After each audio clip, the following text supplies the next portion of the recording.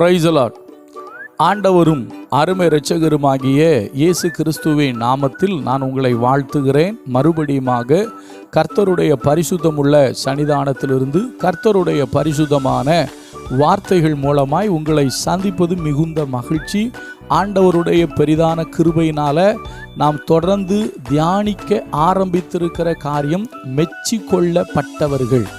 அருமையான தேவனுடைய பிள்ளைகளே, பிறரால் மெச்சி கொள்ளப்பட்டவர்களை நாம் பார்த்து கொண்டு வருகிறோம். ஏனென்று சொன்னால் தங்களை தாங்களே மெச்சி கொள்கிறவர்களும் உண்டு, பிறரால் மெச்சி கொள்ளப்பட்டவர்களும் உண்டு. நான் முதல் நாளிலே மெச்சி கொள்ளுதலை பற்றி தான விளக்கங்களை கொடுத்து விட்டேன். ஆனபடினாலே இந்த 2வது நாளிலே மெச்சி கொள்ளப்பட்ட இன்னொரு மனிதனை காண்பித்து கொடுக்க விரும்புகிறேன். நேற்றைய தினத்தில் எஜமான் புத்தியாய் நடந்து கொண்ட தன்னுடைய வேலைக்காரனை மெச்சி கொண்டான்.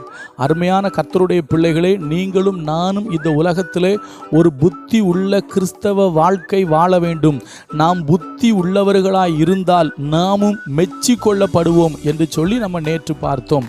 இன்றைக்கு இன்னொரு மனிதன், மெச்சி கொள்ளப்பட்ட ஒரு மனிதனை உங்களுக்கு காண்பித்து கொடுக்க விரும்புகிறேன். வாசிக்கலாம்.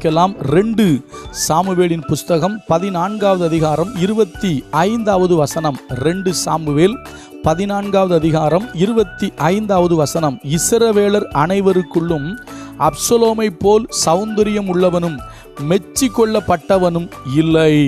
வார்த்தையை பாருங்க. இஸ்ரவேலர் அனைவருக்குள்ளும் தாவீதின் மகனாகிய அப்சலோமை போல சௌந்தரியம் உள்ளவனும் மெச்சி கொள்ளப்பட்டவனும் இல்லை என்று எழுதப்பட்டிருக்கிறது. அப்சலோம் மெச்சி கொள்ளப்பட்டவனாயிருந்தான். அப்சலோம் மெச்சி கொள்ளப்பட்டவனாய் இருந்ததுக்கு என்ன காரணம் என்பதை வேதம் கீழே சொல்லுகிறது. உள்ளம் கால் தொடங்கி உச்சம் தலை மட்டும் ஒரு பழுதும் இல்லாதிருந்தது. அப்சலோம் சகல இஸ்ரவேலர்களுக்குள்ளும் மெச்சி கொள்ளப்படத்தக்கவனாய் இருந்ததற்கு என்ன காரணம் என்று சொன்னால், அப்சலோம் பழுதற்றவனாயிருந்தான். நன்றாய் கவனியுங்கள். பழுதற்றவன். பழுதற்ற அப்சலோமை தான் இஸ்ரவேல் ஜனங்கள் மெச்சி கொண்டார்கள். இஸ்ரவேல் ஜனங்கள் மெச்சினார்கள். இப்போ இந்த வார்த்தையை அப்படியே நம்முடைய வாழ்வில் பொருத்தி பார்ப்போம். நம்முடைய ஆண்டவர் நமக்கு சில பிரமாணங்களை கொடுக்கும்போது சொன்னார். இஸ்ரவேல் ஜனங்களை பார்த்து சொல்லும்போது கர்த்தர் சொன்னார், நீ பலியிடுவதற்கு வரும்போது ஒரு வயதான பழுதற்ற ஆட்டுக்குட்டியை பலியிட வேண்டும். தேவனுடைய சமூகத்துக்கு பலியிட கொண்டு போகிற அனைத்தும் பழுதற்றதாயிருக்க வேண்டும். நன்றாய் கவனியுங்கள். பழுதானவைகளை ஆண்டவர் தனக்கு பலியாக அங்கீகரிக்கவில்லை. அப்படி என்றால் என்ன அர்த்தம்? தேவனுடைய ஜனங்களுடைய வாழ்க்கை ஒரு பழுதற்ற வாழ்க்கையாக இருக்கணும். பழுதுன்னா ரிப்பேர்னு சொல்லுவோம், இல்லைன்னா கெட்டு போயிருச்சுன்னு சொல்லுவோம். அதான் பழுதாய் போனது. நம்முடைய வாழ்க்கை கெட்டு போனதாக, ரிப்பேரான வாழ்க்கையாக, சேதமான வாழ்க்கையாக இருக்கக்கூடாது. நாம் பூரண அழகுள்ளவர்களாக, பூரண உண்மை உள்ளவர்களாக, பூரண பரிசுத்தம் உள்ளவர்களாக, பூரணராக இருக்க வேண்டும். இன்னொரு வசனத்தை நான் உங்களுக்காய் வாசிக்கிறேன் பாருங்க.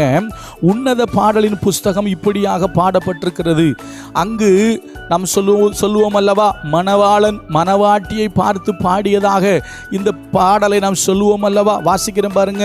உன்னத பாடல் புஸ்தகம் 4வது அதிகாரம் 7வது வசனம். என் பிரியமே, நீ பூரண ரூபவதி, உன்னில் பழுது ஒன்றும் இல்லை. அப்போ மணவாட்டி எப்படி இருக்கணும் தெரியுமா? பழுதற்றவளா இருக்கணும். நம்மகிட்ட எந்த பழுதும் இருக்கக்கூடாது. நம்முடைய ஆவிக்குரிய வாழ்வின் அலங்காரம், நம்முடைய ஆவிக்குரிய வாழ்க்கை பழுதற்றதா இருக்கணும். நல்லா கவனிங்க. ஆண்டவர் இஸ்ரவேல் ஜனங்களை குறித்து சொல்லும்போது சொல்றாரு, விழுந்து போன தாவீதின் கூடாரத்தை திரும்ப எடுத்து அதில் பழுதாய் போனதை சீர்படுத்தி அதனுடைய அடைப்புகளை சரிபடுத்தி அப்படிங்கிறாரு. அப்போ பழுதாய் போனதை சீர்படுத்த வேண்டும் என்று தான் கர்த்தர் விரும்புகிறார். அருமையான தேவ பிள்ளைகளை, நீங்கள் வேத பகுதிகளை நன்றாய் வாசித்தால் எருசலேமின் அலங்கம் பழுதாய் கிடக்கும். அந்த பழுதான அலங்கங்களை ஒவ்வொருவராக கட்டுவார்கள். என்று சொன்னால் பழுதானவைகள் சரிப்படுத்தப்பட வேண்டும். இன்றைக்கு தேவன் இந்த காலை வேளை உங்களோடும் என்னோடும் பேசுகிறார். நம்முடைய ஆவிக்குரிய வாழ்வை பழுதாய் இருக்குமேயானால் நாம் மெச்சிக்கொள்ளப்படத்தக்கவர்கள் அல்ல. நம்முடைய ஆவிக்குரிய வாழ்க்கை பழுது பார்க்கப்பட வேண்டும், சரிபார்க்கப்பட வேண்டும். நம்முடைய ஆவிக்குரிய வாழ்க்கை சுத்தமாக இருக்க வேண்டும். நம்முடைய ஆவிக்குரிய வாழ்க்கை சரியாக இருக்க வேண்டும். அப்படி சரியாக இருந்தால் நாம் மெச்சிக்கொள்ளப்படுவோம். அதில் பழுது இருந்தால் நாம் மெச்சிக்கொள்ளப்பட முடியாது. இயேசுவுடைய சீஷர்கள் தங்களுடைய வலைகளை பழுது பார்த்து கொண்டிருந்தார்கள். இன்றைக்கு நாம் பழுது பார்க்க வேண்டும். நம்மை நாம் பழுது பார்த்து, வருஷத்தின் துவக்கத்தில் இருக்கிறோம் தேவ பிள்ளைகளே, கொஞ்சம் உங்களை ஆராய்ந்து பாருங்கள். ஆண்டவரே, என்னிடத்தில் என்ன பழுது இருக்கிறது, ஒரு விசை எனக்கு அதை உணர்த்தும், என்னை நான் ஒப்படைக்கிறேன் என்று சொல்லி கர்த்தரிடத்தில் திரும்புவோமேயானால் நம்முடைய பழுதை கர்த்தர் நீக்கி, நம்முடைய பழுதை கர்த்தர் சரியாக்கி, நம்முடைய சீர்கேடுகளை கர்த்தர் மாற்றி நம்மை பழுதற்றவர்களாய் கர்த்தர் மாற்றுவார். நாம் பழுதற்றவர்களாய் இருப்போமானால் நாம் மெச்சி கொள்ளப்படத்தக்கவர்களாக இருப்போம். அப்சலோம் இஸ்ரவேலர்களுக்குள்ளே மெச்சி கொள்ளப்படத்தக்கவனாக இருந்தான், மெச்சி கொள்ளப்பட்டவனாக இருந்தான். இஸ்ரவேலர்கள் அப்சலோமை மெச்சினார்கள். காரணம், அப்சலோம் பழுதற்றவனாக இருந்தான். அவனுடைய சரீரத்தில் ஒரு பழுது கிடையாது. இன்றைக்கி நம்ம சரீரத்தில் சில பேருக்கு கண் அப்படி இருக்குது, மூக்கு அப்படி இருக்குது, வாய் அப்படி இருக்குது, தலை அப்படி இருக்குது, நிறைய சொல்கிறோம் இல்லையா? அருமையான தேவ பிள்ளைகளை, கிறிஸ்தவ வாழ்க்கையில், ஆவிக்குரிய வாழ்க்கையில் நாம் ஒரு பழுதற்ற கிறிஸ்தவர்களாக வாழ வேண்டும். மறுபடியும் சொல்கிறேன், கர்த்தருக்கு பலியிட வேண்டும் என்று சொன்னால் பழுதற்ற ஆட்டுக்குட்டி, பழுதற்றது தான் கர்த்தருக்கு பலியாக கொண்டு போகப்படணும். பழுதானவைகள், ஈனமானவைகள், ஊனமானவைகள் தேவ சமூகத்துக்கு போகக்கூடாது. அதுதான் பழைய ஏற்பாடு பிரமாணம். நீங்கள் புதிய ஏற்பாட்டுக்கு வந்திருக்கீங்க தேவ பிள்ளைகளே. புதிய ஏற்பாட்டிலையும் பழுதற்றவர்களாக, கரைதிரை அற்றவர்களாக, ஒரு பழைய பாட்டு உண்டு, கரைதிரை முற்றும் நீங்கிடவே கர்த்தர் நம்மை கழுவிடுவார்.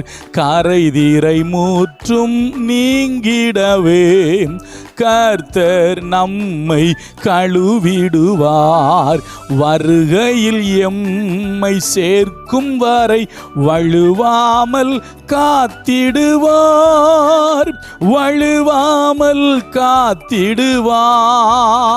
ஜெய கிறிஸ்து முன் செல்கிறார், ஜெயமாக நடத்திடுவார்.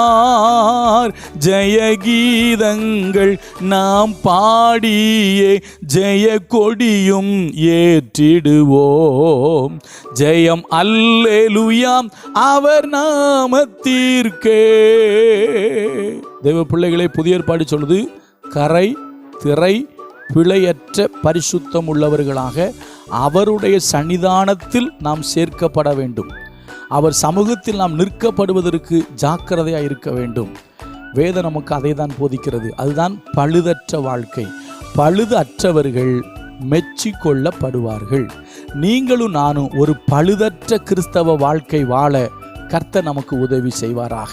மறுபடியும் சொல்கிறேன், பழுதுன்னா ஒரு ரிப்பேர் இருக்குன்னு அர்த்தம், அங்கே ஏதோ பிரச்சனை இருக்குன்னு அர்த்தம், அது சரியில்லைன்னு அர்த்தம். நம்முடைய ஆவிக்குரிய வாழ்க்கை, கிறிஸ்தவ வாழ்க்கை ஒரு சரியில்லாத வாழ்க்கை அல்ல, ஒரு சரியான கிறிஸ்தவ வாழ்க்கை வாழ கர்த்தர் உங்களுக்கும் எனக்கும் உதவி செய்வாராக. கர்த்தர் நல்லவர், அவர் கிருபை நம்மேல் என்றும் உள்ளது.